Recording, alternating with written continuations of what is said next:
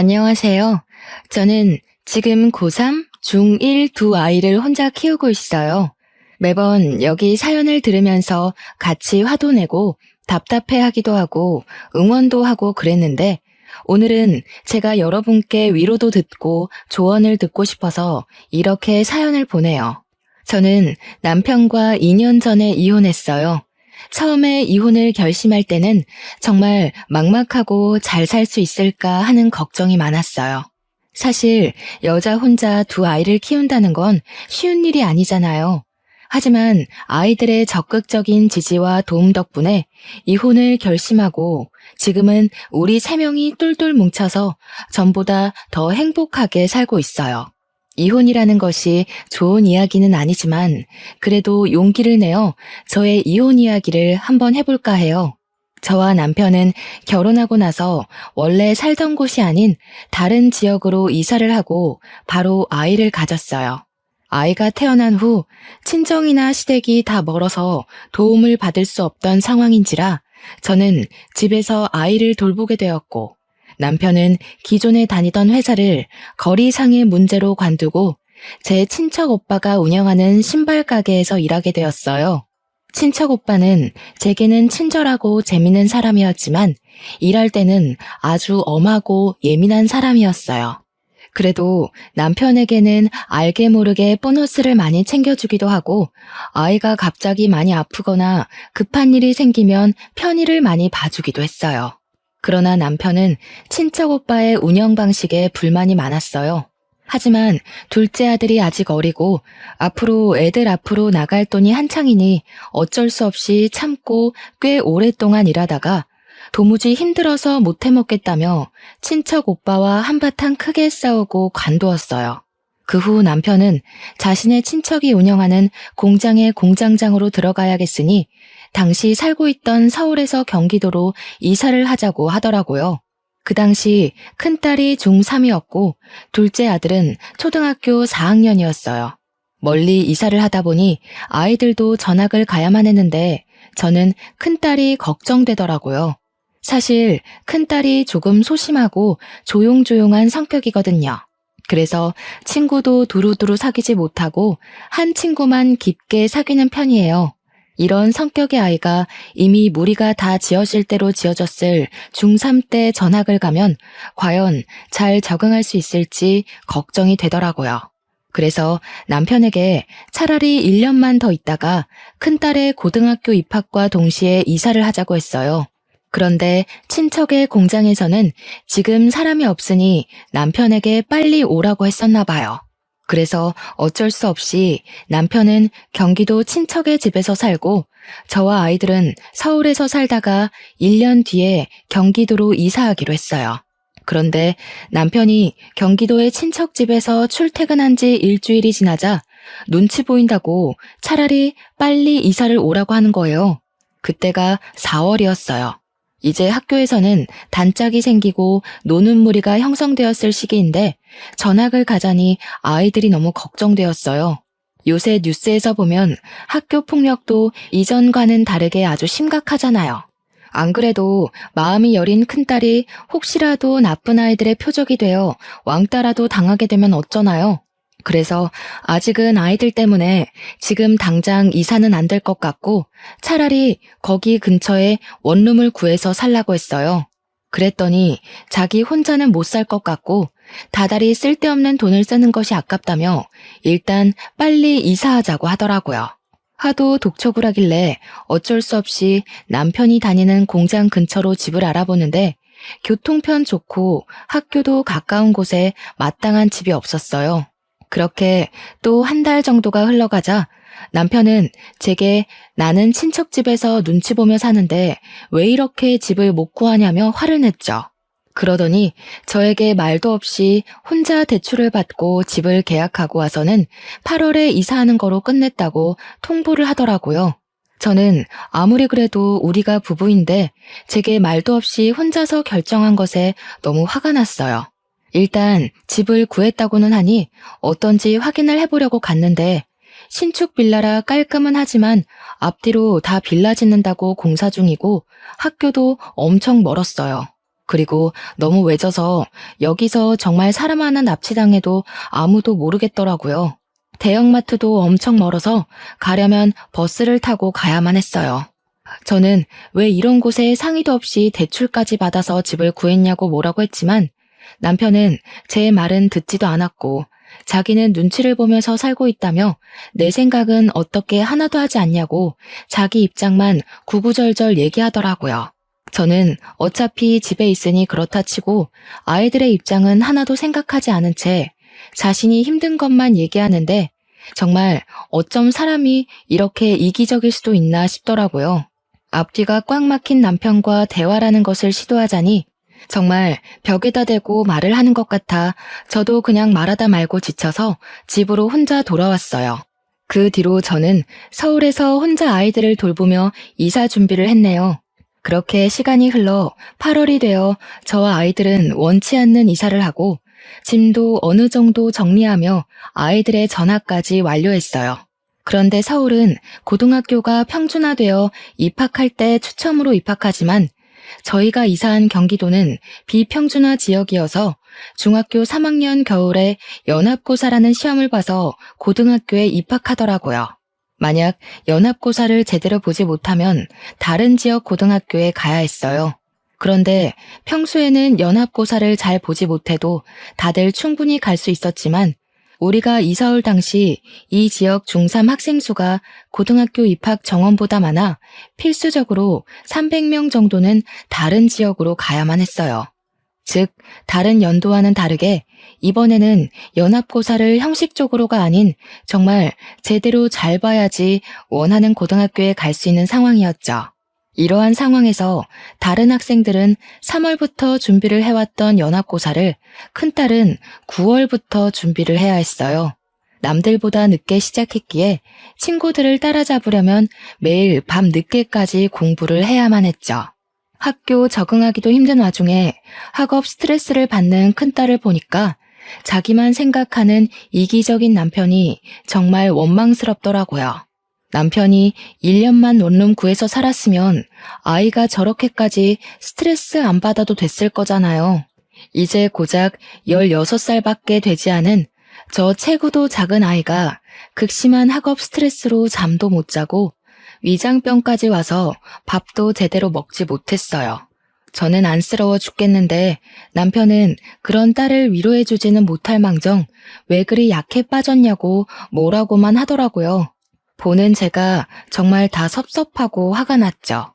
한 번은 남편에게 여기로 이사만 오지 않았어도 큰딸이 저렇게까지 고생을 안 했을 것이라고 말했더니 남편은 그럼 나는 1년간 친척 집에서 눈치 보며 살아야 하는데 그런 건 생각하지 않냐고 제게 뭐라고 하더라고요.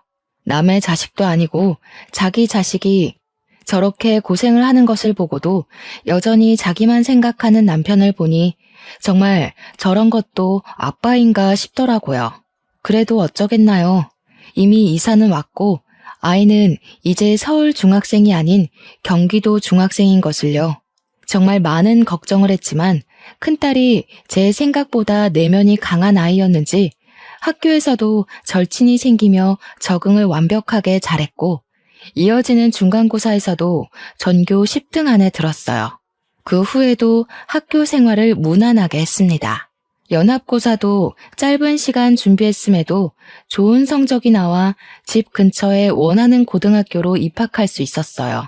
둘째 아들도 성격 좋은 활발한 아이라 진작에 학교에 잘 적응하여 친구들도 잘 사귀고 선생님께도 귀염받고 잘 다녔네요. 이렇게 아이들에 대한 걱정이 한시름 놓이니 우리 집 가정 형편이 걱정되었어요. 남편이 돈을 벌기는 하지만 아이들이 커가고 점점 지출이 늘어나기 시작하면서 저도 이제는 돈을 벌어야겠다는 생각이 들더라고요. 그런데 지인들이 없는 이곳에서 오랫동안 경력이 단절된 저를 써주는 곳은 아무 곳에도 없었어요. 한 달간 정말 많은 곳에 이력서를 넣은 결과 일식집에서 근무할 수 있냐고 연락이 왔죠. 오후 5시부터 새벽 3시까지 홀서빙을 하는 일이었는데 급여도 나쁘지 않았고 가게도 깔끔하고 사장님과 직원분들도 다 좋아 보였어요. 다만 가게가 조금 멀리 있어서 새벽에 퇴근이 걱정되더라고요. 이 부분에 대해 말씀드렸더니 사장님이 집 앞까지 퇴근을 시켜주실 수 있다고 해서 바로 출근을 하게 되었어요. 그렇게 한 달 정도가 지났어요. 처음으로 새벽까지 일하니 몸이 고되기는 했지만 그래도 적지 않게 돈을 벌고 사람들도 다들 잘해주니 좋았어요. 그런데 제가 일을 하기 시작한 후로 남편이 아예 생활비를 주지 않더라고요. 수도세나 전기세 같은 공과금은 제 월급으로 나간다고 해도 적어도 아이들 교복비, 학비와 같은 양육비는 줄 법도 한데 이조차도 전혀 주지를 않았어요. 제가 생활비나 아이들 학원비를 내야 하니 돈을 좀 보내달라고 하면 남편은 너도 돈을 버는데 내가 왜 줘야 하냐고 하더라고요. 저도 돈을 벌기는 하지만 솔직히 그 돈이 많은 돈도 아니었고 아이들 학비나 용돈, 공과금을 내고 나면 저도 오히려 돈이 부족한 상황이었어요. 그나마 결혼하면서 친정엄마가 주신 비상금이 있어 망정이지 그 돈도 없었으면 저는 돈이 한 푼도 없는 상황이었죠. 그래서 제 월급 명세를 보여주며 공과금에 아이들 학원비, 학교 준비물을 사면 생활비나 반찬값이 한 푼도 없다고 했어요. 그래도 남편은 절약하고 줄이라고 하면서 절대 돈을 주지 않더라고요. 제가 뭐 그 돈으로 사치하겠다는 것도 아니고 커가는 아이들 먹이고 입히는 것에 쓰겠다는데 그조차도 용납하지 못하고 돈을 하나도 주지 않는 것이 정말 더럽고 치사하더라고요. 남편이 이런 식으로 나오니 저는 새벽까지 하는 일이 힘들어도 일을 관둘 수가 없었어요. 그러던 어느 날이었어요. 큰딸이 야간 자율학습을 마치고 밤 10시에 집에 오는데 집 근처에서 동네 깡패들을 만났다고 했어요. 다행히 큰딸이 잽싸게 뛰어와서 큰일은 없었지만 딸아이가 그런 일을 겪었다는 것이 너무 속상하더라고요. 제가 그 시간에 집에 있으면 당연히 학교 앞으로 나가겠지만 저는 그 시간에 가게에 있어야 하는 상황인지라 남편에게 어제의 일을 이야기하며 밤 10시에 아이를 데리고 오라고 부탁했어요. 남편은 고1이면 다 컸는데 무슨 데리러 가냐며 오히려 저한테 과잉보호한다며 뭐라고 하더라고요. 저는 그런 남편이 도무지 이해가 되지 않았어요. 제가 뭐 매일 데리러 가라는 것도 아니고 집이 외지고 근처에 사는 친구가 하나도 없는 상황에서 딸이 깡패를 만났다는데 부모라면 당연히 아이를 지켜야 하는 것 아닌가요? 저는 남편에게 제가 일을 하고 있어서 나가지 못하니 꼭 그날은 아이를 데리고 오라고 신신당부를 했죠. 남편은 시큰둥하게 알았다고 대답하더라고요. 다음날 큰딸에게 물어보니 역시나 남편은 아이를 데리러 나가지 않았고 집에서 TV를 보고 있었다고 하더라고요. 차라리 잠이 들었으면 그러려니 하겠지만 TV를 보고 있었다면 충분히 나갈 수도 있는 상황이었는데 자신이 귀찮아서 나가지 않았다는 것이잖아요. 아이가 깡패들한테 맞을 수도 있는 상황에서도 철저히 자기 자신만 생각하는 남편의 모습이 너무 실망스럽고 화가 나더라고요. 이렇게 자기 자신만 생각하며 살 거면 그냥 차라리 혼자 살고 아이도 낳지를 말지 결혼은 왜 해서 이렇게 저와 아이들을 괴롭게 만드나 하는 생각이 들었어요. 그로부터 며칠 뒤 아들의 생일이었어요. 저는 새벽에 퇴근하자마자 미역국을 끓이고 아침에 일어난 아들에게 축하한다고 이야기해 주었는데 남편은 축하한다는 말 한마디 없이 그냥 밥만 먹고 있더라고요. 아들이 남편에게 나 생일인데 선물이나 용돈 없냐고 물으니 남편은 정색하며 무슨 용돈이냐고 밥이나 먹으라고 하더라고요. 아들은 그런 남편의 모습을 보고 크게 실망한 표정을 지었어요. 잠시 뒤 아들은 펑펑 울면서 다른 아빠들은 아들이 생일이라고 하면 생일 선물도 사주고 그 주 주말에는 같이 놀러 가기도 하는데 우리 아빠는 놀러 가기는커녕 용돈도 안 준다고 나를 아들로 생각이나 하냐 하더라고요. 그런 아들의 울음에도 남편은 기어이 생일 축하한다는 말 한마디 없이 그냥 출근했어요. 저는 솔직히 그날은 남편이 케이크라도 들고 퇴근을 할 줄 알았지만 남편은 빈손으로 퇴근을 했더라고요. 그 뒤로 아들과 남편의 사이는 급속도로 멀어졌네요. 남편이 아이들에게 하는 모습을 보면 정말 당장이라도 이혼을 해버리고 싶었어요. 하지만 아이들이 엄마랑만 사는 것보다는 아빠와 함께 사는 것이 더 좋다고 생각되어 남편의 이기적인 행동을 보면서도 바보같이 참고만 살았어요. 그러다가 연말이 되었어요. 연말에는 회식도 많아서 가게에도 손님들이 정말 많았고 장사를 마치고 정리를 하면 늘 새벽 5시였어요. 그래도 사장님이 가게에서 우리 집에 먼데도 여전히 매번 퇴근할 때 집 앞까지 태워다 주셔서 항상 편하게 퇴근을 할 수 있었죠. 어느 12월의 금요일 밤이었어요. 그날은 송년회나 회식으로 유달리 손님이 많아 정말 힘들었고 장사를 끝내니 새벽 5시였어요. 정말 피곤한 몸을 이끌고 사장님 차를 타고 퇴근을 했는데 남편이 그 시간에 안 자고 거실에 앉아 있더라고요. 왜 안 자고 있냐고 물었더니 남편이 저를 아주 매섭게 노려보며 화를 냈어요. 너 이 시간까지 그놈이랑 같이 있었지? 애들도 있는데 잘하는 짓이다. 무슨 소리야? 나 지금까지 가게에서 일하다 왔어. 거짓말하지 마. 내가 방금 너 그놈 차에서 내리는 거 다 봤어. 그리고 원래 3시에 끝나잖아. 지금 6시야. 지금까지 그놈이랑 같이 있었잖아. 아니야? 요새 연말이라 손님들 많아서 늦게 끝난다고 얘기했잖아. 그리고 그분은 사장님이야. 새벽에 택시비도 비싸고 잘 잡히지도 않으니까 집 앞까지 태워다 주는 거라고. 그럼 왜 너만 그 차에서 내려? 다른 직원들은 어디에 가고? 그리고 내가 오늘만 본 줄 알아? 어제도 지난주에도 그 차에서 내리는 거 내 두 눈으로 똑똑히 봤어. 이게 불륜이지 뭐야? 사장이랑 바람 피우는 불륜녀. 일하고 오느라 피곤한 나에게 남편은 사장님과 바람 피우는 불륜녀라며 말도 안 되는 의심을 하고 소리를 지르며 화를 냈어요. 하지만 저는 정말 맹세코 사장님한테 다른 마음 품은 적이 단 한 번도 없었고 무엇보다 가게에 사모님이 함께 계셨어요. 제가 만약에 사장님과 불륜을 저질렀다면 이미 그 가게에서 잘렸겠죠.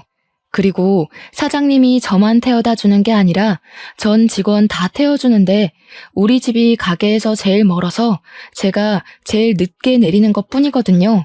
그런데 남편은 제가 사장님 차에서 단둘이 있다가 내렸다는 사실 하나만 가지고 불륜을 의심하고 있었어요. 남편이 그 조용한 새벽에 고래고래 소리를 지르는 통에 아이들이 자다가 놀라서 나와 남편을 말렸어요. 아이들이 울면서 그만하라고 소리를 지르니 남편이 그냥 집 밖으로 나가버리더라고요. 저는 놀란 아이들을 진정시키고 잠깐 자려고 안방에 누웠는데 너무 억울하고 분통해서 피곤한데 잠도 안 왔어요. 잠시 후 아이들은 친구들 만나러 나가고 저 혼자 그냥 멍하니 누워있는데 남편이 들어왔어요. 진짜 솔직하게 말해봐. 정말 그놈이랑 만나는 거 아니야? 당연히 아니라고. 요새 연말이라서 손님들 많아서 늦게 끝나는 거라니까. 게다가 가게에 사모님도 같이 일하고 계시는데 만나고 뭐하고 할 게 뭐가 있어. 그럼 차라리 일 관둬. 그 일 관두고 다른 일해. 가게는 많잖아. 안 그래? 내가 왜? 나 이제 여기서 일 적응해서 잘 다니고 있는데 왜? 그리고 솔직히 다른 곳보다 여기가 훨씬 돈도 많이 줘. 애들 학비며 용돈, 생활비에 공과금까지 다 내 돈으로 하는 마당에 내가 왜 이 좋은 일자리 두고 다른 곳에 가야 하는데? 네가 돈도 안 주면서 어떻게 먹고 살아? 애들이랑 다들 쫄쫄 굶고 살아? 그건 그냥 아껴서 하면 되잖아. 사람이 자기 분수에 맞게 살아야지. 어떻게 맨날 고기만 먹어? 뭐? 내가 언제 뭐 비싼 고기를 먹지? 그리고 나만 먹어? 우리는 밥에 김치만 먹어도 커가는 애들은 고기도 먹고 해야 하잖아. 한 근에 얼마 안 되는 삼겹살 좀 애들 먹이고 싶은데 생활비에 공과금 내 월급으로 내고 나니 돈이 없더라 돈이. 말이 나와서 말인데 도대체 네 월급은 다 어디에다가 쓰니? 너야말로 새살림 차려서 여자한테 돈 다 갖다 바치는 거 아니야? 너 말이면 다인 줄 알아? 너야말로 그놈이랑 불륜 저지르고 거기 계속 그렇게 다니는 거 아니야? 네 남편이 그렇게 싫다는데 굳이 거기에 가야겠어? 이렇게 가게가 많은데 저는 혼자 오해하고 진실을 알려고 하지도 않으며 귀를 닫아버린 남편과 이야기를 하자니 속이 터져서 돌아버리겠더라고요. 말해봤자 제 입만 아프고 시간만 낭비되니 그냥 나 잘 테니까 나가라고 했어요. 그런데도 남편은 계속 그곳을 관두지 않으면 이혼하겠다는 말까지 하더라고요. 솔직히 지금도 제 돈으로 다 먹고 사니 이혼을 해도 경제적으로 큰 문제는 없었어요. 아이들도 이제 혼자서 학교 다녀오고 저 없이도 알아서 밥도 잘 차려 먹고 생활할 수 있기도 했고요. 그런데 갑자기 이혼하면 아이들이 받을 정신적인 상처가 걱정되었어요. 특히 감정이 예민한 큰딸은 더 큰 상처를 받을 것 같았어요. 그래서 일단은 아이들이 성인이 될 때까지는 남편이 저래도 참고 그냥 한 귀로 듣고 한 귀로 흘리며 기다려야겠다고 생각했어요. 남편은 그 뒤로도 계속 저를 의심했죠. 그러나 여기만큼 급여를 잘 주고 사람도 좋은 곳을 찾지 못해서 저는 의심을 하든 말든 그냥 계속 다녔어요. 사실 제가 일식집에서 정말 다른 남자를 만난 것도 아니고 사장님과 눈이 맞은 것도 아닌데 남편이 오해한다는 이유 하나만으로 이렇게 좋은 직장을 관둘 필요가 전혀 없잖아요. 무엇보다 남편은 생활비를 일절 주지 않았어요. 제가 만약에 남편의 말대로 여기보다 급여는 훨씬 적은 곳으로 간다고 해서 생활비를 줄 것 같지도 않았거든요. 어떤 핑계를 대서라도 생활비 한 푼 안 줄 사람이란 것을 알기에 더더욱 관둘 수가 없었어요. 그렇게 매일 싸움으로 지쳐가던 어느 날이었어요. 하루는 일하는데 새벽 2시에 큰딸에게 전화가 왔어요. 아빠가 이 시간에 집에 없다는 거예요. 일단 알겠다고 하고 남편에게 전화했어요. 그런데 받지를 않더라고요. 전화를 끊고 다시 일하려는데 사장님이 저를 부르더니 살 것이 있다고 잠깐 편의점 좀 다녀오라고 하셨어요. 저는 가게에서 나와 편의점으로 향했어요. 편의점을 가려면 큰 신호를 건너 아파트 단지 앞까지 가야 했죠. 아파트 단지 앞으로 걸어가는데 저 멀리 남편과 웬 여자가 팔짱을 끼고 걷더라고요. 저는 남편을 부르려다가 뭔가 이상해서 이게 무슨 상황인지 지켜보기로 했어요. 그 둘은 팔짱을 끼고 아파트 안에까지 들어갔어요. 저는 계속 쫓아가서 몇 동으로 들어가고 몇 층으로 올라가는 집까지 알아냈어요. 그리고 저도 바로 따라 올라갔죠. 엘리베이터를 타고 해당 층에서 내리니 그 층에 2개의 집이 있더라고요. 오른쪽의 집은 아예 불이 꺼져 있었고 왼쪽 집은 불이 켜져 있었어요. 현관에 귀를 살짝 대보니 남편과 여자의 대화 소리가 들리더라고요. 저는 이 집에 남편이 있다고 확신하고 벨을 눌렀죠. 여자가 먼저 누구냐고 묻길래 일부러 말을 안 하고 가만히 있었어요. 제가 조용히 있다가 다시 벨을 누르니 남편이 누군데 이 시간에 벨을 누르냐고 화를 내며 현관문을 열었어요.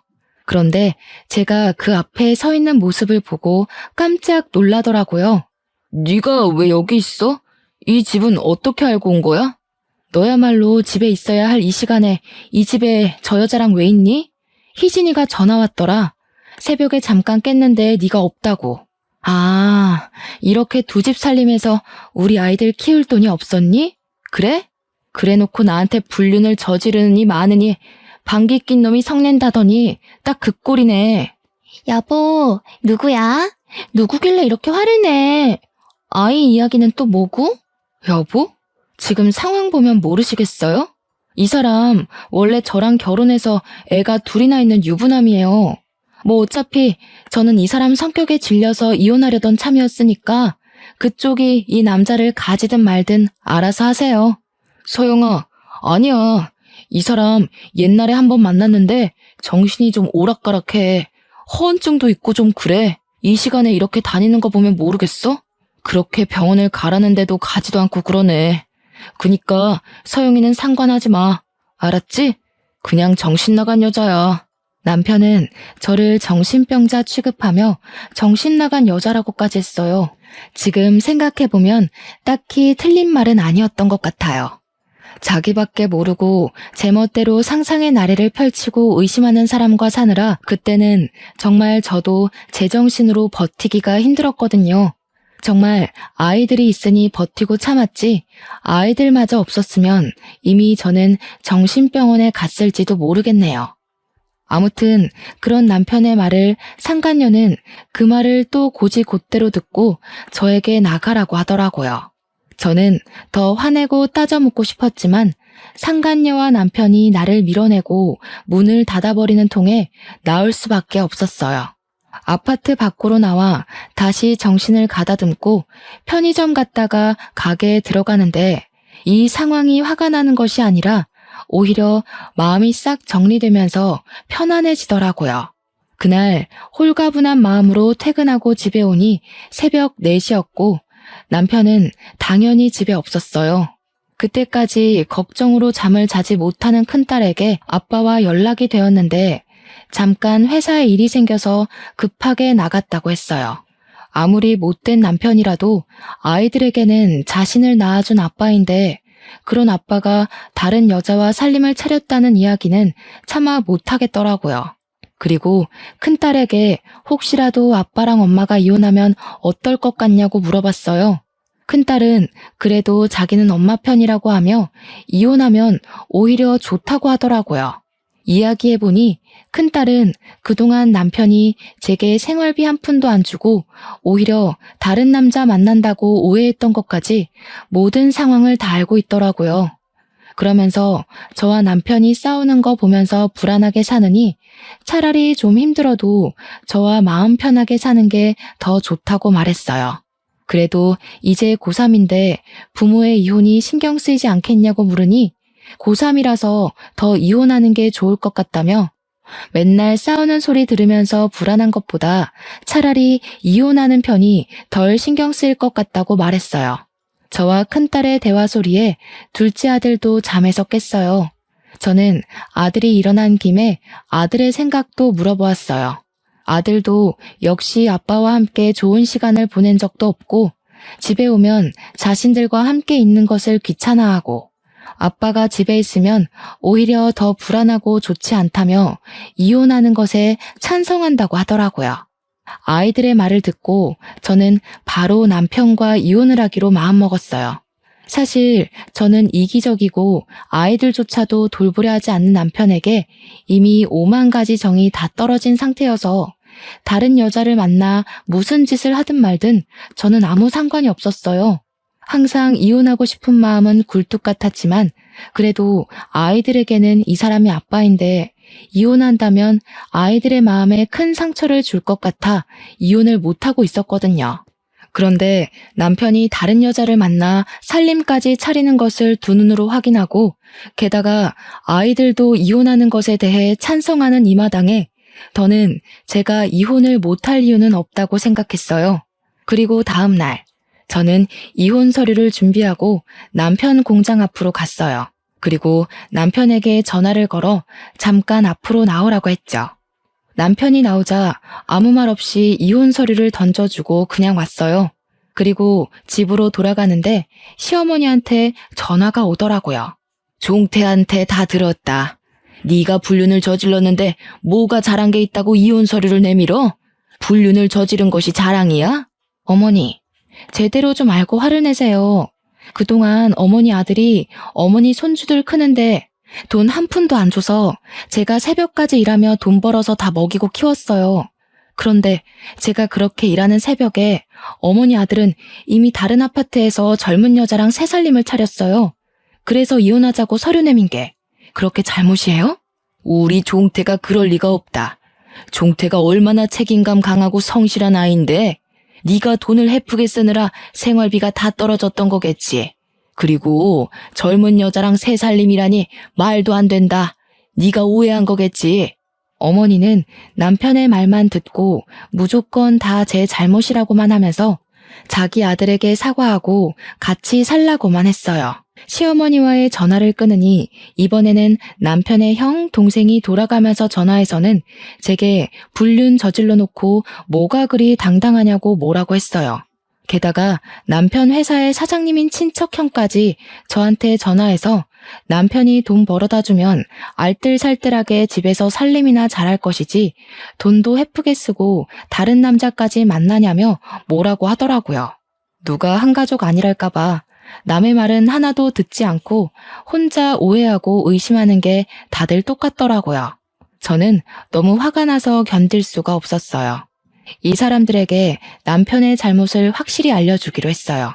남편이 잘못해서 이혼하는 마당에 꼭 내가 잘못해서 이혼한 것처럼 있기는 억울하잖아요. 일단 가게에는 죄송하지만 급하게 집안일이 생겨 일주일만 쉬겠다고 양해를 구했어요. 그리고 남편이 퇴근할 시간에 맞춰 상간녀가 사는 아파트 앞으로 갔죠. 얼마 지나지 않아 남편이 나타났어요. 제가 이혼하자고 하니 이제는 아주 당당히 제 집 가듯이 들어가더라고요. 저는 기회를 놓치지 않고 아파트에 들어가는 사진을 찍었어요.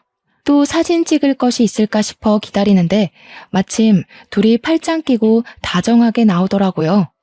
몰래 쫓아가니 세상 다정한 부부처럼 장을 보고 있더라고요.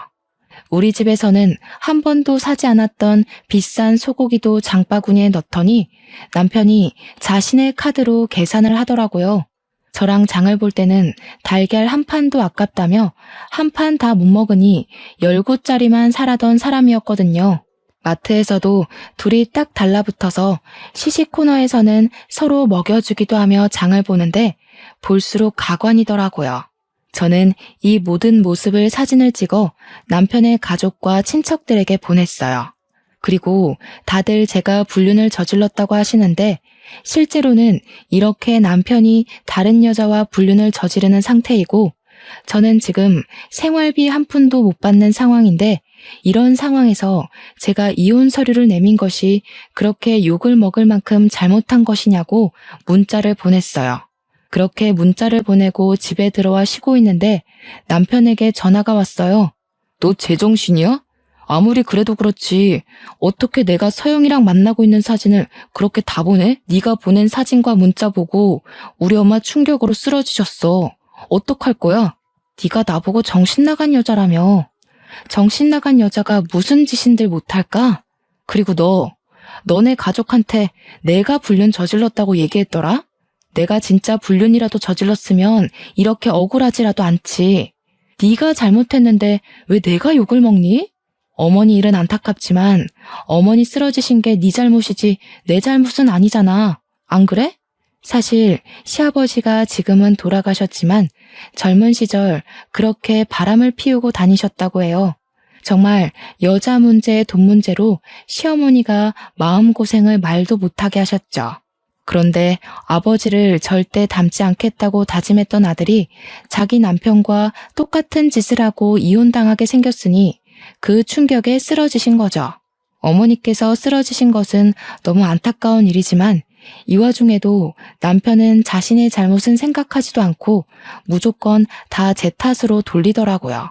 그 모습을 보니 정말 이 사람은 상종해서는 안 될 사람이라는 생각이 들었고 이런 사람을 믿고 결혼 생활을 한 저의 지나간 시간이 너무 아깝게 느껴졌어요. 지금 생각해보면 남편과 결혼할 당시 저의 눈이 단단히 삐었던 것 같아요. 그리고 다음날 시어머니가 눈을 뜨지 못하고 돌아가셨다는 소식을 들었어요. 저는 남편의 얼굴이 보기 싫어 장례식장에도 가기 싫었지만 그래도 평소에는 시어머니가 잘해주시기도 했고 마지막 길을 가시는데 찾아가지 않는 것도 예의는 아닌 것 같아 어쩔 수 없이 장례식장으로 향했어요. 그래서 장례식장 안으로 들어섰더니 어디선가 싸우는 소리가 들리더라고요. 그런데 목소리가 뭔가 익숙해서 싸우는 소리를 따라가 보니까 남편이 자신의 가족, 친척들과 어머니의 영정사진 앞에서 크게 다투고 있었어요. 가만히 들어보니 제가 어제 보낸 사진과 문자에 관한 내용을 가지고 다투고 있더라고요. 남편의 가족들과 친척들은 문자의 내용을 남편에게 보여주며 아버지가 어머니를 얼마나 힘들게 했는데 그 모습을 보고 자란 네가 어떻게 그럴 수 있냐고 다들 남편에게 한 소리를 하고 있었어요. 그 사이에서 남편은 아니라고 다들 오해하고 있다고 해명을 하고 있었죠. 그러다가 제가 장례식장 안으로 들어서니 남편이 저를 보고 화를 버럭 내며 오더라고요. 네가 여기에 왜 와? 다른 사람들한테는 다 보내도 우리 엄마한테는 보내지 말았어야지. 네가 우리 엄마를 죽인 거야. 네가. 불륜이나 저지른 주제에 잘도 돌아다닌다. 그놈의 불륜. 막말로 내가 사장님이랑 불륜을 저질렀던 증거라도 있어? 내가 사장님 집에 단둘이 들어갔다거나 손이라도 잡았거나 팔짱이라도 낀 증거라도 있냐고. 자기는 서영이라는 년이랑 팔짱도 끼고 살림도 차리고 할 것 다 했으면서 너야말로 불륜을 저질러 놓고 뭘 잘했다고 행패야? 저는 어지간하면 싸우지 않으려고 했지만 아직도 자신의 잘못을 인정하지 못하고 뻔뻔하게 구는 남편의 모습에 화가 나 결국 어머니의 영정사진 앞에서 크게 화를 냈어요. 저와 남편의 말다툼이 점점 심해지자 모든 친척이 와서 말렸어요. 저도 어머니께서 돌아가신 마당에 이렇게 싸우는 것은 아닌 것 같아서 그만하고 어머니께 인사만 드리고 바로 돌아왔네요. 그리고 장례가 마친 후 우리는 바로 이혼을 진행했어요. 이혼하기까지 남편의 잘못이 매우 컸기에 저는 위자료를 받고 비교적 빨리 이혼을 할 수 있었어요. 집은 남편 명의였으니 저와 아이들은 살던 집에서 나와 학교 근처에 새로운 집을 구했어요. 집이 작아져서 아이들이 실망할까 걱정했지만 다행히도 아이들은 학교가 가까워서 좋다고 말했어요. 이렇게 저와 두 아이는 이사를 하고 나서는 한 번도 큰 소리 내지 않고 우리끼리 알콩달콩 재밌게 살았어요. 경제적으로 넉넉하지 못하고 저도 일하는 것이 힘들기는 했지만 그래도 의심하는 남편이 없이 마음 편하게 지낼 수 있으니 너무 좋더라고요. 그렇게 한 달 정도가 지났어요. 갑자기 전 남편에게 전화가 왔어요. 저는 받기 싫었지만 이 인간이 무슨 이야기를 하려고 하나 궁금해서 받아봤더니 잠깐 일이 있다고 만나자는 거예요. 저는 당연히 싫다고 하고 그냥 끊어버렸죠. 그러고 나서 집에서 쉬고 있는데 누가 문을 똑똑 두드리더라고요. 문을 열어보니 전 남편이었어요. 그때가 평일 낮이라 회사에 있을 시간일 텐데 거지꼴이 돼서 제 앞에 서 있더라고요. 제게 잠깐 집에 들어가도 되냐길래 저는 너랑 편하게 앉아서 말할 사이냐며 얼굴만 봐도 구역질나니까 그냥 여기 서서 이야기하라고 했어요. 나 배가 너무 고프고 돈도 한 푼도 없는데 들어가서 밥 한 끼만 주면 안 돼? 너 회사 다니면서 번 돈 있잖아. 그리고 밥은 서영이라는 년한테 차려달라고 할 것이지. 왜 여기 와서 달래? 걔가 전문 꽃뱀이었어. 이 말 저 말로 꼬시면서 내가 번 돈 족족 빼가고 집도 다 갖고 튀었어. 꼬락선이 참 좋다. 걔 앞에서 내가 정신 나간 여자니 상대하지 말라고 할 때는 언제고 결국에는 그 여자한테 다 빼앗겼니? 그럼 네 잘난 형이랑 동생한테나 가봐. 형이랑 동생도 어머니 장례식 후에 엄마가 그렇게 아빠 때문에 고생한 거 알면서 어떻게 아빠랑 똑같은 짓을 했냐고 나한테 영 끊자고 했어. 그 뒤로 연락도 안 되고 집에 가도 문을 안 열어줘. 회사에서도 소문 퍼져서 해고당하고 다른 회사에 가보려고 해도 이미 소문이 퍼져서 그런지 다들 오지 말래. 나 정말 오갈 데도 없는 거지 신세가 됐어. 그래도 우리 애들도 있는데 자선사업 한다 생각하고 나 좀 봐주라. 응? 내가 이렇게 무릎 꿇고 싹싹 빌게. 그래서 이제 와서 나보고 네 밥이라도 차려달라고? 진짜 너 뻔뻔하다. 기억 안 나? 너 내가 일한 뒤로 생활비 부족하다고 말해도 돈 한 푼도 주지 않던 사람이야. 그런데 그럼 너한테 내가 왜 밥을 차려줘야 하니? 그래도 내가 아이들 아빠인데 너무한 거 아니야? 아이들이 아빠가 이렇게 거지꼴로 다닌다고 하면 뭐라고 생각하겠어. 그렇게 아이들 생각한다는 사람이 야자 끝나고 오는 길에 깡패 만날 것 같아서 데리러 가라니까 TV나 보고 있었냐? 애들 생일은 알아? 네가 애들 생일에 미역국 끓이고 케이크라도 사준 적 있어? 큰딸 고등학교 입학한 후로 애들 학비, 학원비 한 푼이라도 네 월급에서 나간 적 있어?